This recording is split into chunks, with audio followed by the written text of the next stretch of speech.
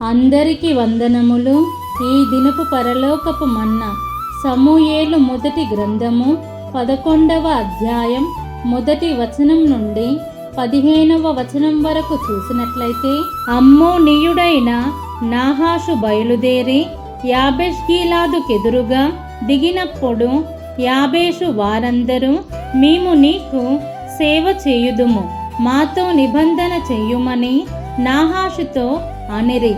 ఇశ్రాయేలీయులందరి మీదికి నింద తెచ్చునట్లు మీ అందరి కుడికన్నులను ఊడదీయుదునని మీతో నేను నిబంధన చేసిదనని అమ్మోనీయుడైన నాహాషు యాబేషు వారి పెద్దలతో చెప్పగా, వారు, మేము ఇశ్రాయేలీయుల సరిహద్దులన్నిటికీ దూతలను పంపుటకై 7 దినముల గడువు మాకిమ్ము, మమ్మును రక్షించుటకు ఎవరునూ లేకపోయిన ఎడల మమ్మును మేము నీకప్పగించుకొనెదమనిరి. దూతలు సౌలు గిబియాకు వచ్చి జనులకు ఆ వర్తమానము తెలియజెప్పగా, జనులందరూ బిగ్గరగా ఏడ్చిరి. సౌలు పొలము నుండి పశువులను తోలుకొని వచ్చుచు జనులు ఏడ్చుటకు హేతువేమని అడుగగా, వారు యాబేషు వారు తెచ్చిన వర్తమానము అతనికి తెలియజేసిరి. సౌలు ఆ వర్తమానము వినగానే దేవుని ఆత్మ అతని మీదికి బలముగా వచ్చెను.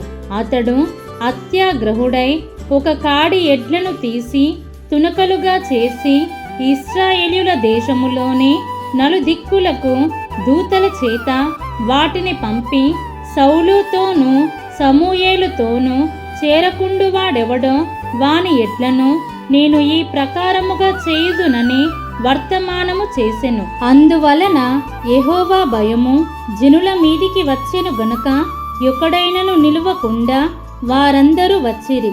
అతడు బెజెకులో వారిని లెక్క పెట్టగా ఇశ్రాయేలు వారు 3,00,000 మందియు, యూదా వారు 30,000 మందియు ఐరి.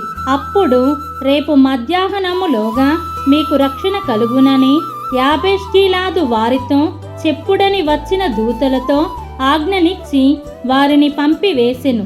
దూతలు పోయి యాబేషు వారికి ఆ వర్తమానము తెలుపగా వారు సంతోషపడిరి. కాబట్టి యాబేషు వారు నాహాషు యొక్క దూతలతో ఇట్లనిరి, రేపు మేము బయలుదేరి మమ్మును అప్పగించుకొందుము. అప్పుడు మీ దృష్టికి ఏది అనుకూలమో అది మాకు చేయవచ్చును. మరునాడు సౌలు జనులను 3 సమూహములుగా చేసిన తరువాత వారు తెల్లవారు సమయమున దండు మధ్యను జొచ్చి మధ్యాహ్నములోగా అమ్మోనీయులను హతము చేయగా, వారిలో మిగినవారు ఇద్దరేసి కూడి పోజాలకుండా చెదరిపోయిరి. జనులు సౌలు మనలను ఏలునా అని అడిగిన వారేరి, మేము వారిని చంపునట్లు ఆ మనుష్యులను తెప్పించుడని సమూయేలుతో అనగా, సౌలు, నేడు యెహోవా ఇశ్రాయేలీయులకు రక్షణ కలుగజేసెను గనుక ఈ దినమున ఏ మనుష్యుని మీరు చంపవద్దనెను. మనము గిల్గాలునకు వెళ్ళి రాజ్య పరిపాలన పద్ధతిని మరలా స్థాపించుకొందము రండని చెప్పి సమూయేలు జనులను పిలువగా, జనులందరూ గిల్గాలునకు వచ్చి గిల్గాలులో యెహోవా సన్నిధిని సమాధాన బలులను అర్పించి యెహోవా సన్నిధిని సౌలునకు పట్టాభిషేకము చేసిరి.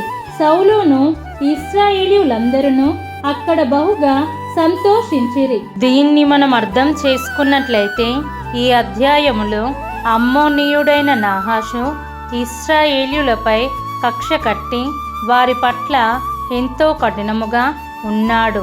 ఇశ్రాయేలీయులందరూ సౌలుకు మద్దతు ఇచ్చారు. సౌలు నేతృత్వములో అమ్మోనీయులు పూర్తిగా ఓడిపోయారు మరియు గిల్గాలులో సౌలు రాజుగా పట్టాభిషేకము పొందాడు. కాబట్టి ఆనాడు ఇశ్రాయేలీయులు వారి నిమిత్తము రాజుగా ఏర్పరచుకున్న సౌలుకు తోడుగా ఉండి విజయాన్ని చేకూర్చిన దేవుడు, ఆయన బిడ్డలుగా ఉన్న మనలను కూడా మనము తెలిసి తెలియక చేసిన తప్పులను బట్టి శిక్షించే దేవుడు కాక ప్రేమించే దేవుడని విశ్వాసముతో జీవిద్దాం. మన ప్రభువైన యేసు క్రీస్తు కృప, మనందరికీ తోడై యుండునుగాక. ఆమేన్.